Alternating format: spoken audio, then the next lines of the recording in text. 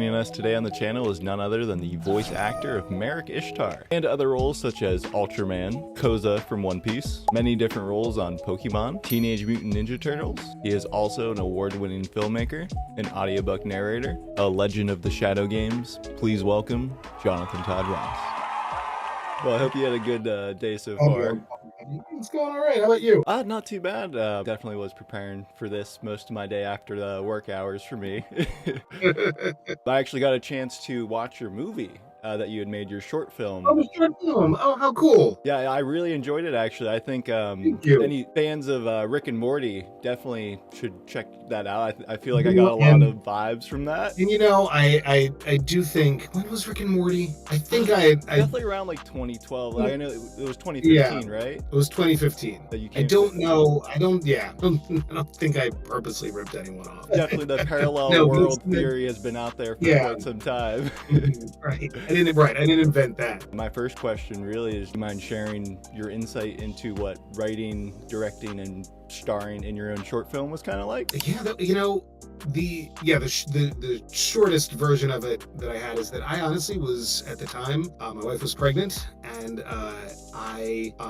she said, well, the shortest possible version of this is that she was like, if you've been talking about writing and directing something of your own since I've known you, and if you don't do it before we have this baby, I think you're never going to do it. And so she like sort of threw that gauntlet down, and it was the kind of thing where I called in favors. I did the whole thing for under $500. We shot it in my apartment.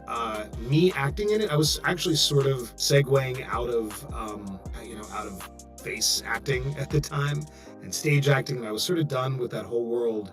So even acting in it myself was almost like it was because it was like easier than like learning how to I've been an actor for a very long time, but I was like, oh, I don't have time to like figure out how to like talk to actors.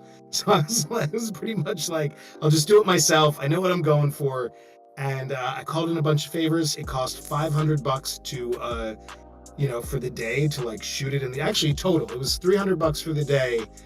And my older daughter was born, and during like the first 6 months of her life, I just taught myself editing software. And like every night, my wife and the baby would go to bed, and I would sit there and I would try to get through like another like shot of the movie and like edit it together. And it took because I'm not a professional editor, it took me a very long time to do it. There was one effect shot that was that required a little help and cost me like $150 to like pay someone who knew what they were doing.